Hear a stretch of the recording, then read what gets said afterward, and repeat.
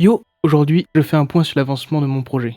Après une semaine de vacances, j'ai tout de même réussi à consacrer un peu de temps au développement. Tout d'abord, j'ai passé pas mal de temps à travailler sur les matériaux et l'optimisation des textures, c'est-à-dire l'apparence et la couleur des objets. Cette optimisation est cruciale, car c'est l'un des éléments qui consomme le plus de ressources sur un PC. Si ce travail n'est pas fait sérieusement dès le départ, cela peut causer de vrais problèmes de performance plus tard, et ça peut devenir un enfer. Je vous montrerai tout ça en détail la semaine prochaine. J'ai fait quelques erreurs en cours de route, mais je me rassure avec le fait que ce n'est pas du temps perdu, puisque j'ai appris beaucoup de choses.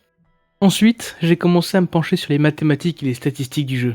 J'ai réfléchi aux différentes compétences et à leur équilibrage. J'aimerais que ce système ressemble un peu à celui du jeu Echo, où il y a une multitude de métiers et où il est très efficace de se spécialiser dans un seul domaine, surtout lorsqu'on joue à plusieurs. Mais ça reste super important que le jeu reste jouable en solo. Et donc découper ces statistiques en deux principales catégories, certaines plutôt orientées vers le combat et d'autres vers le farming, la construction et la progression. On aura donc la force, l'agilité, la perception, la vitalité, l'ésotérisme, la conjuration, l'esprit, la foi, l'endurance, la récolte, la cuisine, l'alchimie, l'artisanat, le runemancing, l'agriculture et la pêche. Les compétences et les armes auront des ratios basés sur ces niveaux pour calculer leur performance, un peu comme les compétences dans League of Legends. En parallèle, j'ai commencé à travailler sur un système de construction. Jouer un jeu de survie sans faire une belle base, c'est un peu dommage. Donc j'aimerais créer un système solide, un peu à l'image des jeux Enshrouded, V-Rising ou Valheim. Je commence à bien m'amuser avec Blender, donc j'aimerais également ajouter quelques éléments de décoration pour personnaliser les bases. Mais je rencontre un problème avec l'intégration du système de déblocage des recettes. Est-ce que toutes les recettes devraient être disponibles dès le début? Ou bien est-ce que je devrais opter pour un système de recettes aléatoires comme dans V-Rising?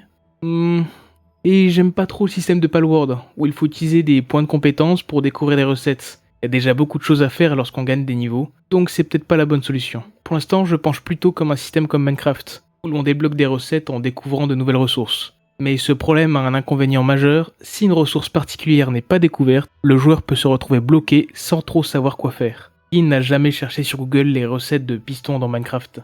Ensuite, j'ai pris du recul sur la gestion des animations, et je dois avouer que ça ne va pas du tout. Je vais devoir revoir complètement le squelette de mes personnages et recommencer plus tard. Mon système actuel aurait beaucoup de mal à gérer l'ajout de dizaines de boucles d'animation et à les combiner ensemble, par exemple pour permettre aux personnages d'attaquer tout en se déplaçant. Voilà pour cette pseudo-semaine de vacances. La semaine prochaine, j'aurai quelques petits trucs à vous montrer, ça va être bien sympa. Oh, j'oubliais, je vous ai parlé dans la première vidéo des interactions entre vous et moi. Nous pouvons commencer. Chaque semaine, je répondrai à l'une de vos questions, et on commence avec la question de Pastissin de 3. Pense aux easter eggs et fais un Discord. Alors c'est super intéressant, parce que les easter eggs j'aime beaucoup ça, et en regardant un animé, j'ai eu une idée de malade. Je suis pas vraiment fan des quêtes trop dirigistes, surtout dans un monde ouvert. Il y en aura, certes, un minimum pour ne pas trop perdre le joueur, mais l'animé Shangri-La Frontière m'a montré la voie. Des quêtes rares et secrètes qui ne se déclenchent que dans des conditions très particulières. Sans rien spoiler, le héros se retrouve par un concours de circonstances à débloquer une quête qui n'avait jamais été vue après 2 ans d'existence du jeu. J'adore cette idée, à la fois pour la découverte et le sentiment d'être un pionnier ou un explorateur. Bien sûr, il ne faut pas que cela compromette l'achèvement à 100% du jeu. C'est donc certain que cette idée finira dans le jeu, mais son développement n'est vraiment pas pour tout de suite, il va bien falloir attendre quelques mois. Et pour le Discord, je vais en créer un d'ici 1 ou 2 semaines. Et oui, je vais bientôt avoir besoin de votre aide, notamment pour des idées de passifs dans le système de combat. Mais ça, je vous en parlerai une autre fois. Voilà où j'en suis dans le développement du projet, même si les progrès ont été un peu plus lents, bien sûr, parce que c'était une semaine de vacances. Chaque étape me rapproche un peu plus de mon objectif final.